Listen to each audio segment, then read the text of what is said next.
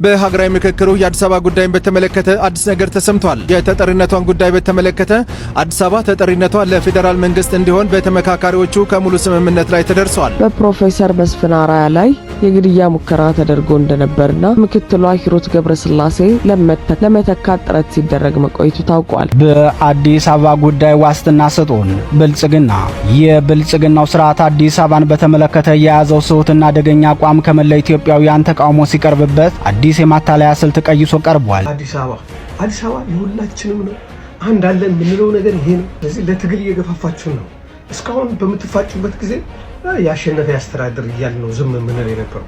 አሁን ግን ዋና ነካችሁ። ሰላም ጤና ይስጥልን ቤተሰቦቻችን በአዲስ ቪዲዮ ተመልሼ መጣሁ። በዚህ ደግሞ የምንመለከተው የአዲስ አበባ ጉዳይ አስመልክቶ የምክር ኮሚሽኑ መጨረሻ ውሳኔ እንዳስተላለፈ እየሰማን ነው የምንገኘው። በዚህም ውሳኔው እንግዲህ አዲስ አበባ ተጠርነቷል ለፌደራል መንግስቱ ይሄ ነው የሚል ውሳኔ አሳርፏል የሚል ነገር ነው እየሰማን የምንገኘው። ሰው አብረን የምንመለከት ነው የሚሆነው። እነዚህ ነው የምክር ኮሚሽኑ ዋና ፕሮፌሰር ሂሩት መስፍን አርአያ ከዚሁ ጋር ተያይዞ ከቀናት በፊት የግድያ ሙከራ ተደርጎባቸው ነበር እየወጡ የሚገኙ መረጃዎች ያሳዩ ይገኛሉ። አብረን የምንመለከት ነው የሚሆነው። እዚሁም ደግሞ አዲስ አበባ የማንነት መብት ጥያቄ ላይ እንግዲህ በአዲስ አበባ ውንታ ያስተላለፈው አንድ መልእክት አለ ብዙዎችን ያስማማ። እሱንም እንመለከታለን።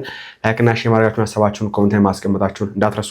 ሜሪት ፕሮፐርቲስ በመርካቶ ተክለ ሃይማኖት የንግድ ሱቆች በሽያጭ ላይ ነን። ከ11 ካሬ ሜትር ጀምሮ በ640 ሺህ ብር ቅድመ ክፍያ ወይም በ2.2 ሚሊዮን ብር ሙሉ ክፍያ የንግድ ሱቆችን በሽያጭ ላይ እንገኛለን። እንዲሁም የመኖሪያ አፓርትመንት ቤቶችን በፒያሳ ራዳ ፓርክ ፊት ለፊት ባለ 1 መኝታ 49 ካሬ በ3 ሚሊዮን 900 ሺህ ብር ሙሉ ክፍያ ጀምሮ ባለ 2 እና ባለ 3 መኝታ ቤቶችን በታላቅ ቅናሽ እየሸጥን እንገኛለን። የቀሩት ሱቆችና ቤቶች በጣም ውስን ስለሆኑ ፈጥነው ይደውሉልን። ለበለጠ መረጃ በ0925 77 64 80 ላይ ይደውሉልን። በመጀመሪያ እንግዲህ ምክር ኮሚሽኑ ስለ አዲስ አበባ መጨረሻ ውሳኔ እንዳስተላለፈ የተመለከተው ደግሞ የሰማን ነው የምንገኘው። በዚህም ውሳኔ ላይ እንግዲህ አዲስ አበባ የፌደራል መንግስቱ አካል ወይ በተጠርነቷ ፌደራል መንግስቱ ይሁን የሚል ነገር ነው ያስተላለፈው የሚል ነገር የተመለከተን ነው የምንገኘው። እሱን ከማየታችን በፊት ግን ትላንትና እንግዲህ አንድ ቪዲዮ ሰርቼላችሁ ነበር። በዛም ቪዲዮ ላይ የምክር ኮሚሽኑ ዋና ኃላፊ መስፍን አርአያ ከሀገር ወጡ ወይ ደግሞ ኮበለሉ የሚል ዜና እንግዲህ ወጥቶ አስደምጬያችሁ ነበርና አሁን በወጣው መረጃ እንግዲህ ከቀናት በፊት በፕሮፌሰር መስፍን አርአያ ላይ እንግዲህ ግድያ ሙከራ ተደርጎ ነበር የተመለከተን ነው የምንገኘውና እስቲ መጀመሪያ ከዚህን ጀምር። ሰላም ጤና ይስጥልን ተመልካቾቻችን፣ ከአንከር ሚዲያ ክብሮ ሰላምታችንን እናቀርባለን። አሁን የደረሰን ዜና አለ። ሀገራዊ የምክክር ኮሚሽን የመጨረሻውን የውሳኔ ሐሳብ ይፋ ለማድረግ እየተዘጋጀ ባለበት በዚህን ወቅት የኮሚሽኑ ዋና ኮሚሽነር ፕሮፌሰር መስፍን አርአያ አሜሪካን መግባታቸው ተሰማ። ለጊዜው የተሰጠው ምክንያት በቤተሰብ ጉዳይ የሚል እንደሆነ አንከር ሚዲያ የደረሰው መረጃ ያመለክታል። እዚህ አሜሪካን በዋሽንግተን ዲሲ አካባቢ ከትላንት በስቲያ መግባታቸው የተገለጸው የምክክር ኮሚሽኑ ዋና ኮሚሽነር ፕሮፌሰር መስፍን አርአያ በአዲስ አበባ ጉዳይ ከኦህዴድ ብልጽግና ባለስልጣናት ጋር ከፍተኛ ውዝግብ ውስጥ መሰንበታቸውንም የገለጹት የአንከር ሚዲያ ምንጮች ከሀገር የወጡበት ትክክለኛ ምክንያትም ከዚሁ ጋር የተያዘ ሊሆን እንደሚችል ጠቁመዋል። ከሀገር ሲወጡ በብልጽግናው አገዛዝ መልካም ፍቃድ ይሆን በሌላ መንገድ የታወቀ ነገር የለም። ከአንድ ወር በላይ የዘለቀው የምክክር ኮሚሽኑ ጉባኤ የመጨረሻው ዕለት ረቡዕ ይፋዊ መግለጫ ከመሰጠቱ በፊት ከሀገር መውጣታቸው ከቤተሰብ ጉዳይ አሊያም ከጤና ጋር የተያያዘ እንዳልሆነና ለረጅም ጊዜያት ከኦህዴድ ብልጽግና ከፍተኛ ባለስልጣናት ጋር የተፈጠረው የሻከረ ግንኙነትን ተከትሎ በመጨረሻው ሰዓት ከኮሚሽኑ ሂደት ተለይተው አሜሪካን መግባታቸውን ለማረጋገጥ ተችሏል። ባልተለመደ ሁኔታ ተከታታይ መግለጫዎችን እየሰጡ ያሉት ምክትል ኮሚሽነር ወይዘሮ ሂሩት ገብረስላሴ ሲሆኑ እኚህ ሴት የኦህዴድ ብልጽግናን ተልዕኮ በማንገብ በዋናነት ሂደቱን ሲመሩ እንደነበረ ከዚህ ቀደም መዘገባችን የሚታወስ ነው። አንከር ሚዲያ ፕሮፌሰር መስፍን አርአያ ከኦህዴድ ብልጽግና አገዛዝ ጋር በተፈጠረ አለመግባባት ከሀገር ለመውጣት መገደዳቸውን በተመለከተ ተጨማሪ መረጃዎችን ለማግኘት ጥረት እያደረገ ይገኛል። በዚህን ወሳኝ ወቅት የኮሚሽኑ የመጨረሻ ይፋዊ መግለጫ ሊሰጥ 2 ቀናት ሲቀሩት ወደ አሜሪካ መምጣታቸው በሂደቱና በውጤቱ በተለይም ከአዲስ አበባ ጋር በተያያዘ የኦህዴድ ብልጽግና አገዛዝ የኢትዮጵያን ሕዝብ ፍላጎት በመደፍለቅ ተፈጻሚ ሊያደርገው ያቀደውን ተልዕኮ በመቃወም እንደሆነ የሚያሳዩ መረጃዎች እየወጡ ናቸው። ያው ይሄንን ዜና ትናንት እናስደምጫችሁ ነበር። ምክር ኮሚሽኑ ዋና መሪ የሆኑት መስፍን አርአያ ከሀገር ወጥተዋል። የሀገር ወጡበት ምክንያትም እታቸው አርፋ ነው የሚል ምክንያት ነው የተደመጠው እንግዲህ በመንግስት በኩል። ነገር ግን እውነታው እሱ አይደለም። ከመንግስት ጋር በገቡበት ወይ ደግሞ ከብልጽግና ጋራ በገቡት ግብግብ የተነሳ ሀገር ወጥተዋል ወይ ደግሞ አምልጠዋል የሚል ነገር እንግዲህ አንከር ሚዲያ ዘግቦ አስደምጫችሁ ነበር ወይ ደግሞ ትናንትና አይተን ነበር። ከዛ ወይ ደግሞ ዛሬ በሰማነው መረጃ መሰረት እንግዲህ እኚሁ ሰው የግድያ ሙከራ ተደርጎባቸው ነበር ነው የተመለከተ የምንገኘው። የኮሚሽኑ ዋና ኮሚሽነር ፕሮፌሰር መስፍን አርአያ ከሰሞኑን ምክክር በሚካሄድበት አዲስ ዓለም አቀፍ ኮንቬንሽን ማዕከል አለመታየታቸውና ወደ ውጭ ሀገር መሄዳቸውን መዘገባችን ይታወቃል። የኮሚሽኑ 7 ኮሚሽነሮች ከተመካካሪዎች ጋር ባደረጉት ስብሰባ ላይ ግን የዋና ኮሚሽነሩን አለመኖር በተመለከተ ያሉት ነገር የለም። ይህ በእንዲህ እንዳለ በፕሮፌሰር መስፍን አርአያ ላይ የግድያ ሙከራ ተደርጎ እንደነበርና ምክትሏ ሂሩት ገብረስላሴ ለመተካት ጥረት ሲደረግ መቆየቱ ታውቋል። የብሔራዊ ምክክር ኮሚሽን ዋና ኮሚሽነር ዶክተር መስፍን አርአያ ሀገር ለቀው ወደ አሜሪካ ማቅናታቸውን ተከትሎ በተገኘ አዲስ መረጃ ከ15 ቀን በፊት በአዲስ አበባ ሂልተን ሆቴል ውስጥ በእርሳቸው ላይ ግድያ ሙከራ ተደርጎባቸው እንደነበር ታውቋል ሲል የዘገበው ኢትዮ 251 ነው። በተጨማሪም የኦህዴድ ብልጽግና አገዛዝ ዶክተር መስፍን አርአያ ከኃላፊነታቸውን በማንሳት በምክትል ኮሚሽነሯ ዶክተር ሂሩት ስላሴ መተካት ከፍተኛ ፍላጎትና ድብቅ እንቅስቃሴ ሲያደርግ እንደነበረ ከተለያዩ ምንጮች የተገኘው መረጃ ያመለክታል። የአዲስ ይፋ የሆነው መረጃ ዋና ኮሚሽነሩ በይስሙላው የምክክር ኮሚሽን ውስጥ ያለውን ከባድ የፖለቲካ ጫና፣ የውስጥ ፍጥጫና ግዛዙን ቀጥተኛ ጣልቃ ገብነት ይበልጥ ያጋለጠ ክስተት መሆኑ ተጠቅሷል። ለሰማዮች እንግዲህ ኢትዮ 251 እንደዘገበው ከሆነ በምክክር ኮሚሽኑ ዋና ኃላፊ ላይ ከ15 ቀን በፊት የግድያ ሙከራ ተደርጎባቸው ነበርና ከዛ በኋላ ነው እንግዲህ ከሀገር ወጡ የሚል ዜና የሰማውና እንዌስ በዚህ ጉዳይ ላይ እንግዲህ ከዚህ ጋር ተያይዞ አዲስ መረጃ የሚወጣ ካለ ይዤላችሁ የምቀርብ ነው የሚሆነው። ነገር ግን ይሄ በዲ እንዳለ ምክክር ኮሚሽኑ ስለ አዲስ አበባ መጨረሻ ውሳኔ እንዳስተላለፈና ብዙዎችንም እዛው ሲያከራክር ወይ ደግሞ በተለይ የኦሮሞ አክቲቪስቶችን በብልጽግና ፓርቲ በኩል የሚገኙ ሰዎችንም እንዳይግባቡ እንዳረገ የተመለከተን ነው የምንገኘውና ምንድነው ስለ አዲስ አበባ የምክክር ኮሚሽኑ ያስተላለፈው ውሳኔ የሚለው ነገር ለማየት እንሞክር። በሀገራዊ ምክክሩ የአዲስ አበባ ጉዳይን በተመለከተ አዲስ ነገር ተሰምቷል። በሀገራዊ ምክክሩ የአዲስ አበባና የድሬዳዋ የወደፊት ህጋዊ ማዕቀፍ በተመለከተ ምክረ ሀሳቦቹ ይፋ ተደርገዋል። ለ35 ቀናት ሲካሄድ የቆየው ዋናው የሀገራዊ ምክክር ጉባኤ የ8ቱን አጀንዳዎች አንድ ወጥ ምክረ ሀሳብና ቃለ ጉባኤ ይፋ ያደረገ ሲሆን የበርካቶችን ትኩረት የሳበው የአዲስ አበባ ጉዳይም እልባት የሚያገኝበት አማራጮች ተቀምጠው ለታል። ስለ አዲስ አበባ የቀረቡት ዋና ዋና ምክረ ሀሳቦች እነዚህ ናቸው። የተጠሪነቷን ጉዳይ በተመለከተ አዲስ አበባ ተጠሪነቷ ለፌዴራል መንግስት እንዲሆን በተመካካሪዎቹ ከሙሉ ስምምነት ላይ ተደርሷል። የጋራ ጥቅምን በተመለከተ ቀደም ሲል የነበረው ልዩ ጥቅም የሚለው አባባል የጋራ ጥቅም በሚል ተተክቶ እንዲካተት ነው የተደረገው። የኦሮሚያ ክልል መቀመጫነትን በተመለከተ ከተማዋ የክልሉ ዋና መቀመጫ እንድትሆን በቀረበው ሀሳብ ላይ 2 አማራጮች ተቀምጠዋል። ሁሉም ክልሎች ርዕሰ ከተማቸውን በነጻነት መምረጥ እንዲችሉ በህግ ሊደነገግ ይገባል ተብሏል። በህገ መንግስቱ አንቀጽ 49(5) መሰረት በአዲስ አበባና በኦሮሚያ ክልል መካከል ያለው ግንኙነት በህግ እንዲወሰን ይላል። የተፈጻሚ እንዲሆንም ሀሳብ ቀርቧል። የድሬዳዋን ጉዳይ በተመለከተ ድሬዳዋ በህገ መንግስቱ እውቅና በተሰጠው ቻርተር እየተዳደረች ተጠሪነቷ ለፌዴራል መንግስቱ እንዲሆን ነው የተመከረው። ይህ በአዘጋጅ ቡድኑ ተዘጋጅቶ የቀረበው ቃለ ጉባኤ በነገው ዕለት በ4000 የጉባኤው ተሳታፊዎች ይጸድቃል ተብሎ ይጠበቃል። ለሰማዎች እንግዲህ ምክር ኮሚሽኑ እንደወሰነው ከሆነ አዲስ አበባ የፌዴራል መቀመጫ ወይ ደግሞ ተጠሪነቷ ለፌዴራል እንዲሆን ከዛ በተጨማሪ ደግሞ አዲስ አበባ የኦሮሚያ ክልል ዋና መቀመጫ ትሁን የሚለው ላይ ደግሞ አሁንም ክርክር እንዳሉ ደግሞ አማራጮች ቀርበው እንዳሉ የተመለከተ ነው የምንገኘው። ይሄ በእንድ እንዳለ ይህንም ስሙት። በአዲስ አበባ ጉዳይ ዋስትና ስጡን ብልጽግና። የብልጽግናው ስርዓት አዲስ አበባን በተመለከተ የያዘው ስሁትና አደገኛ አቋም ከመላ ኢትዮጵያውያን ተቃውሞ ሲቀርብበት አዲስ የማታለያ ስልት ቀይሶ ቀርቧል። ኦህዴድ ብልጽግና የቀየሰው አዲስ የማዘናጊያ ስልት ደግሞ አዲስ አበባ የኦሮሚያ ክልል መቀመጫ ሆና በህገ መንግስቱ እውቅና ይሰጥ ሳይሆን መንግስት ሲቀያየር ውጡ ግቡ የሚለው ስጋት እንዳይኖር በህገ መንግስቱ ዋስትና ይሰጠን በሚል እንዲስተካከል ነው የሚል ነው። ይህን አዲስ የማዘናጊያ ሐሳብም የመጨረሻው ሰነድ ሲነበብ የሰማ መሆኑንና የቃል ማስተካከያ እንዲደረግበት እንደተጠየቀም አዲስ ማለዳ ዘግቧል። በምክክር መድረክ ላይ በተሳተፉ ተወካዮችና ተመካካሪዎች ዘንድ በአዲስ አበባ ከተማ አስተዳደራዊ ሁኔታ ዋስትናና እውቅና የሚሉ በርካታ አከራካሪ ምክረ ሐሳቦች የቀረቡበት እንደሆነ የዘገበው አዲስ ማለዳ በዛሬው ዕለት ይጠናቀቃል ተብሎ የሚጠበቀው ጉባኤው የክልል ጉባኤተኞች ይመካከራሉ ተብሎ የነበረ ቢሆንም እስከ ትናንት አመሻሽ ግን ኮሚሽኑ ያለው ነገር አለመኖሩ ይታወሳል። አዲስ አበባ በፌዴራል ተጠሪነት ስር ያለች ከተማ እንድትሆን በሚል ሁሉም በሚባል ደረጃ ስምምነት ቢደርስም በአንጻሩ የኦሮሚያ ክልል መቀመጫ ናትና የመውጣትና የመግባት ስጋት መፍትሄን በተመለከተ ህገ መንግስቱ ላይ የኦሮሚያ ርዕሰ መዲና ተብሎ ይጻፍና ክልሎች መቀመጫቸውን የመምረጥ ስልጣን ክፍት ሆኖ ለራሳቸው ክልሎች ሆኖ ይተው በሚሉ ሁለት አማራጮች በልዩነት ተይዘዋል። በ120 አባላት ባሉት አካል ሲጣጣም የቆየው ምክረ ሐሳብ ለስራ ቡድኑ ማለትም ለ500 ከቀረበ በኋላ ከኦሮሚያ ተሳታፊዎች ዘንድ በልዩነት ተይዞ የነበረው በህገ መንግስቱ የኦሮሚያ መቀመጫ እንደሆነች እውቅና ይሰጥ የሚለው የእውቅና ሳይሆን የዋስትና ይሰጥ በሚል ይስተካከል ብለዋል ሲሉ ተመካካሪዎች ለአዲስ ማለዳ ገልጸዋል።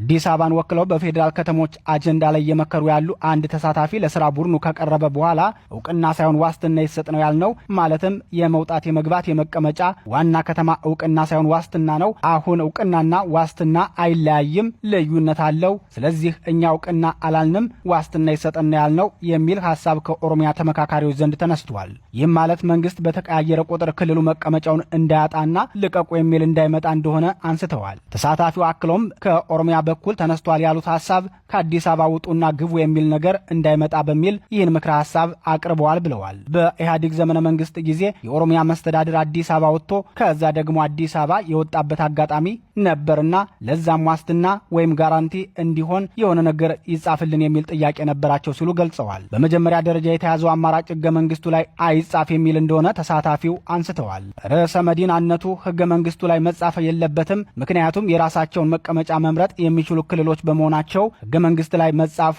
ራሱ የክልሉ ምክር ቤት አሳሪ ሊሆን ይችላል በሚል የተነሳ ሲሆን ከዚህ በተጨማሪም የሁሉም ክልል መቀመጫ በህገ መንግስት ስለማይጻፍ የኦሮሚያ ብቻ ተለይቶ መጻፍ የለበትም፣ ይልቁንም ክልሎች የራሳቸውን መቀመጫ የመምረጥ መብት እንዲኖራቸው ክፍት ይደረግ በሚል በልዩነት ሐሳብ ተነስቷል ሲሉ ለአዲስ ማለዳ ተናግረዋል። በሌላ በኩል ደግሞ ሁለተኛው አማራጭ የኦሮሚያ መቀመጫ ሆና በህገ መንግስቱ ላይ ይጻፍ የሚል መሆኑን አንስተዋል። የኦሮሚያ ርዕሰ መዲና ተብሎ ይጻፍ የሚል አማራጭም ቀርቧል። ምክንያቱም ይህ በግልጽ ካልተቀመጠ ነገ ሌሎች ክልሎችን መቀመጫችንን አዲስ አበባ እናደርጋለን ቢሉ ቀውስ ይፈጥራል። ይህ ምክረ ሐሳብ የመጀመሪያውን የሚቃወም እንደሆነ የሚያነሱት ተሳታፊው አዲስ አበባ በኦሮሚያ ክልል የምትገኝ በመሆኗ ለኦሮሚያ ልዩ እውቅና በመስጠት የኦሮሚያ ርዕሰ መዲና ተብላ በህገ መንግስቱ መጻፍ አለባት ተብሏል። በሌላ በኩል ደግሞ የኦሮሚያ ርዕሰ መዲና ተብሎ ከተጻፈ ክልሉ የሌላ አካል ስልጣን ውስጥ እንዳይገባ የህግ ወሰን ሊበጅለት ይገባል። ይህ አባባል ከተማዋን እንደ ዋና መዲና የመጠቀም ስጋትን ለመቀነስ ብቻ ታስቦ የተደረገ እንጂ ሌላ ተጨማሪ ስልጣን ለመስጠት እንዳልሆነ በግልጽ እንዲቀመጥ ምክረ ሐሳብ ቀርቧል ተብሏል። የኦህዴድ ዋስትና ስጡኝ አዲስ ጥያቄ በራሱ የቡድኑን ስግብግብነትና ሰልቃጭነት የሚያመላክት እንጂ የመፍትሄ አካል የመሆን ፍላጎት አይደለም ሲሉ አስተያየት ሰጪዎች ይናገራሉ። ለስማዎች እንግዲህ አዲስ አበባ ጉዳይ አሁንም በዚህ መንገድ እያከራከረ እንደሚገኝ ተመለከተ የምንገኘውና ከዚሁ ከአዲስ አበባ ጉዳይ ጋር ተያይዞ ከዚሁ ሳንወጣ በአዲስ አበባ ውንታ ያነሳው አንድ ሐሳብ አለ። ብዙዎችን ያስማማ ሐሳብ ነው። ብዙዎችን ሚዲያ ላይ የተጋሩት ያሉት ሐሳብ ነውና አይ ቲንክ አሁን ላይ እሱ ይሄንን ቪዲዮ ከሚዲያ ላይ አጥፍቶታል ወይ ደግሞ ፖስት ያደረገውን ቪዲዮ አላገኘሁትም። አጥፍቷል። እሱ አጥፍቶ ይሁን ቲክታክ አጥፍቶ ይሁን እኔ ያየሁትም አላውቅም። ፈልጋት ይችላል። ነገር ግን ቪዲዮ መጀመሪያም ስለነበረ ለማየት እንሞክር። አዲስ አበባ የማናት ናችሁ የምትጨነቁ ሰዎች አትድከሙ። በዚህ ቪዲዮ የማን እንደሆነች ተረጋግጧል። እስከ መጨረሻው ይዩት። አዲስ አበባ የማናት? ፊንፊኔን ከንኤኙት። አዲስ አበባ የማናት? ፊንፊኔን ከንኤኙት። አዲስ አበባ የኔ ነች ማለት እጅግ በጣም ጥሩ ነው። አዲስ አበባ የምታፈራው ፍሩት አላት። ያንን ፍሩት አዲስ አበባ የኔ ስለሆነች የምበላው እኔ ነኝ ማለት ነው። ሌላ አካል ሲመጣ ተይዟል ዞር ዞር በልና ሌላ ፈልግ እንድለው መብት ይሰጠኛል ማለት ነው። የአንድ ሀገር ዋና ከተማ ውስጥ መኖር ከሚሰጡ ፍሩቶች መካከል አንዱ ኢኮኖሚክ ፍሩት ነው።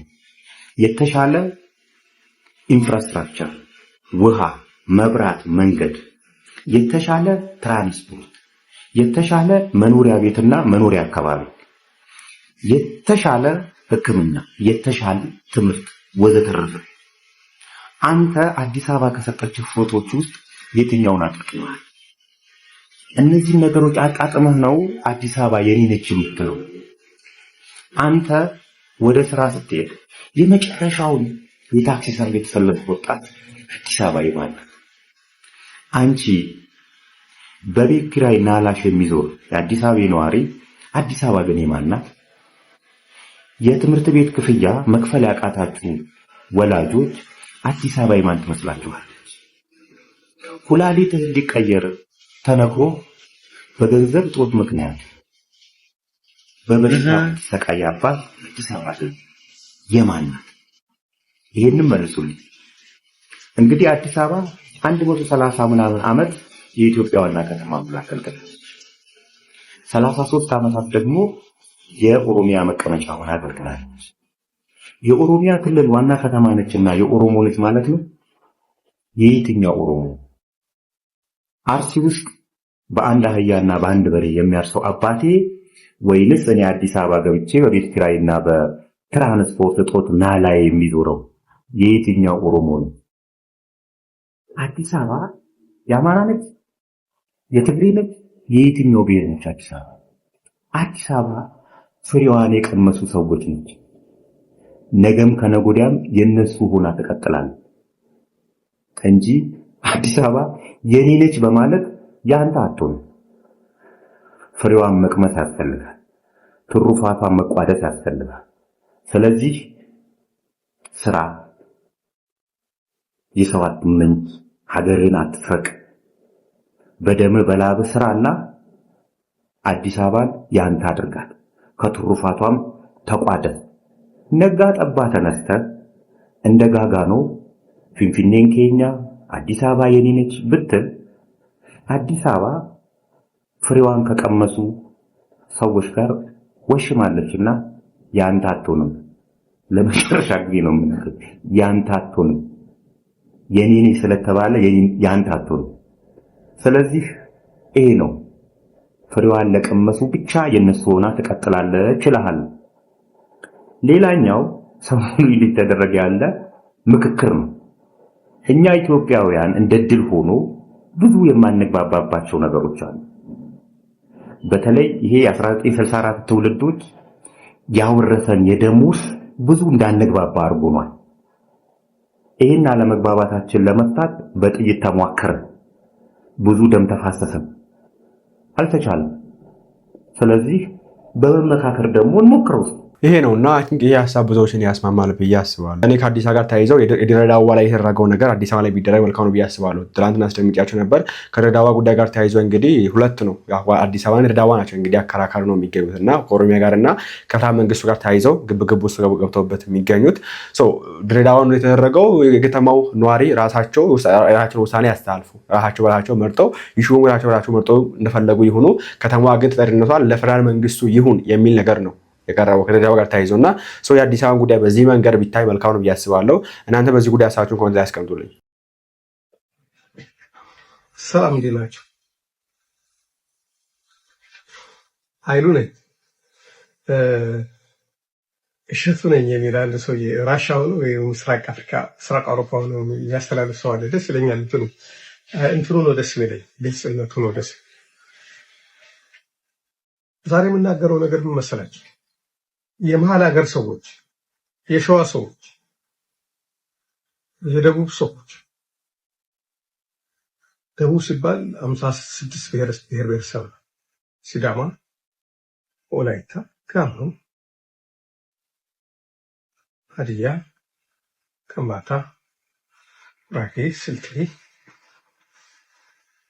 እንደዚህ ተብሎ ተቆጥሮ 56 ናቸው። እስካሁን የምንታገልበት ግራውንድ አልነበረንም።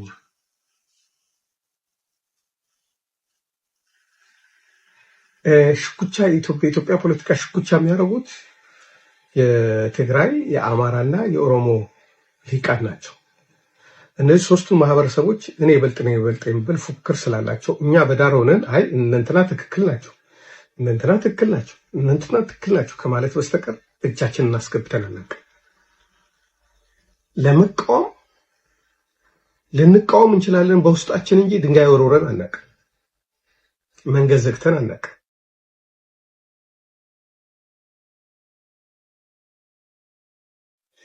ለስልጣን ተዋግተን አናውቅም።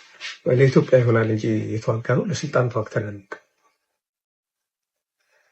እኛ የስልጣን ፈላጊዎች አይደለንም። የመሀል ሀገር ሰው፣ የሸዋ ሰው፣ የደቡብ ሰው ስልጣን ፈላጊ አይደለም። የሸዋ ሰው ስንል አብዛኛው ኦሮሞ ነው። እውነት ለመናገር ሸዋ ሰው ኦሮሞ፣ አማራና ጉራጌ፣ ሀዲያ፣ ስልጤ፣ ከምባታ የሸዋ ሰው ይባላል። ይሄ ማህበረሰብ ስልጣን ፈላጊ አይደለም። አሁን ግን ለስልጣን እንድንዋጋ ለስልጣን ሳይሆን ለሰርቫይቫል እንድንዋጋ እየገፋፋችሁ ነው። የምንዋጋበት ኮዝ እየሰጣችሁ ነው። አዲስ አበባ አዲስ ኃይል ይወጣል። ይሄ ኃይል ከወጣ ደግሞ ያሸንፋል። ወቁ ለምን መሰለው የሚያሸንፈው የነቃ ማህበረሰብ ነው። ገንገበት አይደለም። አንዳንድ ሰው ቢማርም አይነቃም። እርጥብ ነው። አንዳንድ ሰው እድሜ ልክ አይገባውም። ዶክተር ይባላል ግደሏቸው ይላል። ዶክተር ይባላል እነገሌ ይሞታሉ ይላል። ገንገበት ነው። ጥፍራም ነው። አይገባውም። የሰው ልክ ስብዕና አልለበሰም። የሸዋ ሰው የደቡብ ሰው ስብዕና አለው። ለስልጣን ብሎ ሰው አይገልም፣ አያሰቃይም። የምትመኩበት እናንተ ማሰቃየት ካልሆነ በስተቀር በሰውነት ልክ ከሆነ እነዚህ ይበልጧቸዋል። አሁን የጠራኋቸው። ስለዚህ ለትግል እየገፋፋችሁ ነው። እስካሁን በምትፋጩበት ጊዜ ያሸነፈ ያስተዳድር እያልን ነው ዝም የምንል የነበረው። አሁን ግን ዋና ነካችሁ። አዲስ አበባ የሁላችንም ነው። አንድ አለን የምንለው ነገር ይሄ ነው። ኢትዮጵያ አዲስ አበባ ብለን የምናወራው እነዚህ ሁለት ነገሮች በጣም ወሳኝ ናቸው። አማርኛ ለኛው በጣም ወሳኝ ነገር ነው። እኔ አማርኛ በመናገሬ ነው ከኦሮሞ ወንድሜ፣ ከትግራይ ወንድሜ፣ ከአማራ ወንድሜና ከሌሎች ብሔር ብሔረሰቦች የምግባባው። ጉራግኛ ብናገር ጉራግኛ ራሱ እዛ ጉራጌ የሆነ ማህበረሰብ አንዱ የአንዱን የማይሰማበት አለ። ለምሳሌ ሶዶ የሆነ ጉራጌ የሰባት ቤቱ ላይ አይሰማ ይችላል። ቅርብ የሆነ ሰባት ቤት ካልሆነ በስተቀር የሩቆቹ አይሰማ። ቋንቋ ኃይል ነው። ስለዚህ አንድ የሆነ ቋንቋ ሁሉም ሰው የሚሰማው ካለ የጋራ ነው። መነሻው ከየትም ሊሆን ይችላል። የእናንተን ቋንቋ እንድንማር ትፈልጋላችሁ? እንማራለን። የሀገራችን ቋንቋ ነው። እንኳን የሀገራችን የሰው ቋንቋ ይማራል ሰው። ግን የነበረውን ማጥፋት አይጠበቅባችሁ። የኢትዮጵያ መሪዎች ናቸው። አዲስ አበባ የኢትዮጵያ ነች። የእናንተ ብቻ ልትሆን አትችልም። አዲስ የትግል እንትን እየከፈታችሁ ነው። አዲስ የትግል መንገድ እየከፈታችሁ ነው። እንደኛ አይነት ሰዎች ደግሞ አንታገልም እንጂ ከታገልን በደንብ ነው የምንታገለው። በደንብ ግን እስካሁን የምንታገልበት አጀንዳ አልነበረንም። የስልጣን ፍላጎት ስለሌለን የሆነ ሰው ይምራ እንዳርጎ ከመራን እኛ ችግር የለብንም ነው ምናምን እንጂ እናንተ ደፋሮች እኛ ፈሪዎች አይደለንም። ለእናንተ ብርቅ የሆኑ ነገሮች ሁሉ እናውቃቸው ነበር በፊት። ጠመንጃውም ይታወቃል፣ ማድፈጥም ይታወቃል፣ እየሳቁ መግደልም ይታወቃል።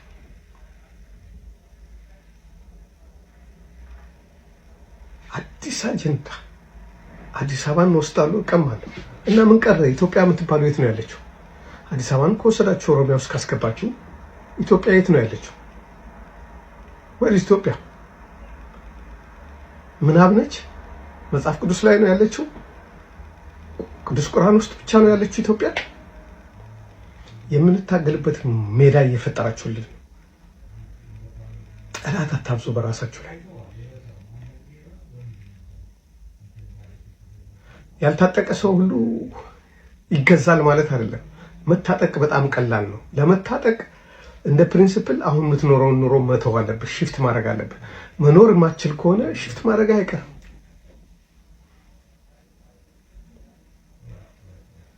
እናንተ የምታደርጉት እኛ ማናደርገው ምንም ነገር የለም። ምንም። ይሄን ማወቅ አለባቸው። አትኮፍሱ፣ በባዶ አትኮፍስ ብራዘር። እዛች ምድር ላይ አብረን ነበርን እኮ ብዙ አመት። ምን አዲስ ነገር ተፈጠረ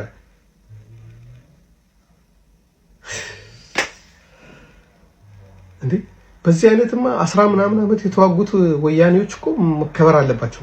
ቢያንስ ሰው እየሞተባቸው ምን ይበል? ሰላማዊ ሰልፍ ወጥተህ ስትጮህ የዛ የነበረው መንግስት አልተኩስም በህዝብ ላይ ብሎ ስለተወ አሸነፍኩ ብለህ ታወራለህ?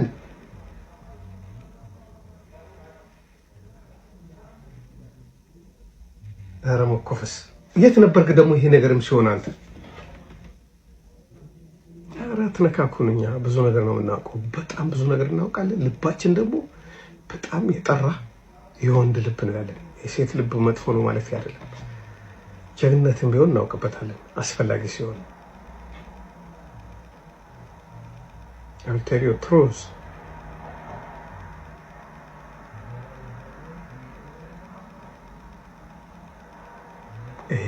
ኢትዮጵያን አትንኩ፣ አዲስ አበባ ነካችሁ ማለት ኢትዮጵያን ነካችሁ ማለት ነው።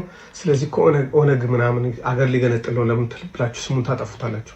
እናንተ ብትገነጥሉ ከሆነ ከኦነግ በምንድን ነው ልዩነታችሁ? አዲስ አበባን የኦሮሚያ ከተማ አድርገህ ኢትዮጵያ የምትባላለች ብትል ማን ይሰማሃል? እኔ የዛሬዎችን እንግዲህ ይሄን ይመስላል። በዚህ ጉዳይ ላይ አዲስ መረጃ ካለ ይዤላችሁ የሚቀርብ ነው የሚሆነው። ላይክ እና ሼር ማድረጋችሁን ሀሳባችሁን ኮሜንት ላይ ማስቀመጣችሁ እንዳትረሱ። በቀጠሮ እንመለሳለን። እግዚአብሔር አምላካችን ሀገራችንን ሰላም ያደርግልን። ቸር ቆዩልኝ። ሜሪት ፕሮፐርቲስ በመርካቶ ተክለ ሃይማኖት የንግድ ሱቆች በሽያጭ ላይ ነን። ከ11 ካሬ ሜትር ጀምሮ በ640 ሺህ ብር ቅድመ ክፍያ ወይም በ2.2 ሚሊዮን ብር ሙሉ ክፍያ የንግድ ሱቆችን በሽያጭ ላይ እንገኛለን። እንዲሁም የመኖሪያ አፓርትመንት ቤቶችን በፒያሳ ራዳ ፓርክ ፊት ለፊት ባለ 1 መኝታ 49 ካሬ በ3 ሚሊዮን 900 ሺህ ብር ሙሉ ክፍያ ጀምሮ ባለ 2 እና ባለ 3 መኝታ ቤቶችን በታላቅ ቅናሽ እየሸጥን እንገኛለን። የቀሩት ሱቆችና ቤቶች በጣም ውስን ስለሆኑ ፈጥነው ይደውሉልን። ለበለጠ መረጃ በ0925 77 64 80 ላይ ይደውሉልን።